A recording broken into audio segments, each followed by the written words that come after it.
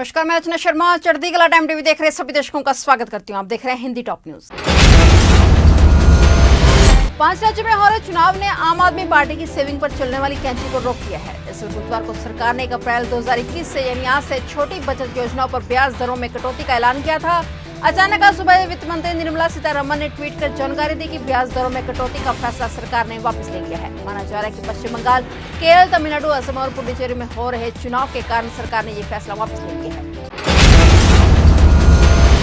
प्रधानमंत्री नरेंद्र मोदी ने असम और पश्चिम बंगाल विधानसभा चुनाव में दूसरे चरण के तहत आज हो रहे मतदान में लोगों से भारी संख्या में भाग लेकर लोकतंत्र के इस उत्सव को मजबूत करने की अपील की है। पीएम मोदी ने ट्वीट कर कहा है कि असम चुनाव में आज दूसरे चरण के तहत मतदान हो रहा है। सभी योग्य मतदाताओं से आग्रह करता हूं कि वे अपने मताधिकार का उपयोग कर लोकतंत्र के इस उत्सव को मजबूत बनाएं। एक अन्य ट्वीट में उन्होंने बंगाल के लोगों से रिकॉर्ड संख्या में मतदान करने की अपील की।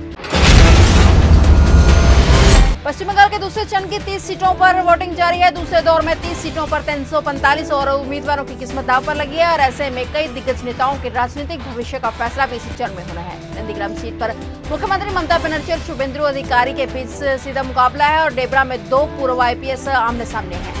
ऐसे में करीब आधा दर्जन सीटें दूसरे चरण की हैं, जहां के चुनाव पर सभी की निगाहें टिकी हुई हैं।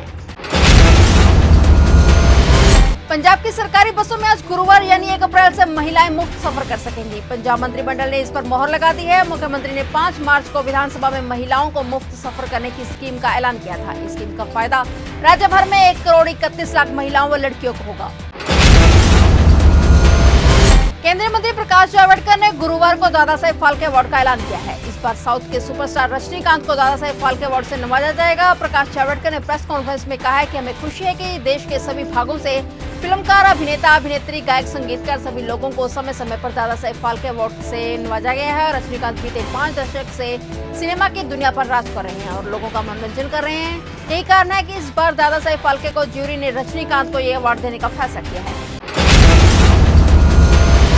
पूरी दुनिया में जलवायु परिवर्तन का एक बड़ा चैलेंज बनकर उभरा है, जिससे निपटने के लिए वैश्विक लीडरशिप का एकजुट होना अत्यावश्यक है। इस बीच जो बाइडेन द्वारा जलवायु के मुद्दे पर चर्चा के लिए नियुक्त किए गए विशेष दूत जॉन कैरी भारत आने वाले हैं। जॉन कैरी भारत के अलावा अबू धाबी भी जाएंगे और बांग्लादेश की राजधानी ढाका का भी दौरा करेंगे। अमेरिका के स्टेट डिपार्टमेंट ने सूचना दी है कि जलवायु संकट पर बात करने के लिए जॉन कैरी 1 अप्रैल से लेकर 9 अप्रैल के बीच अबू धाबी, नई दिल्ली और ढाका दौरे पर रहेंगे।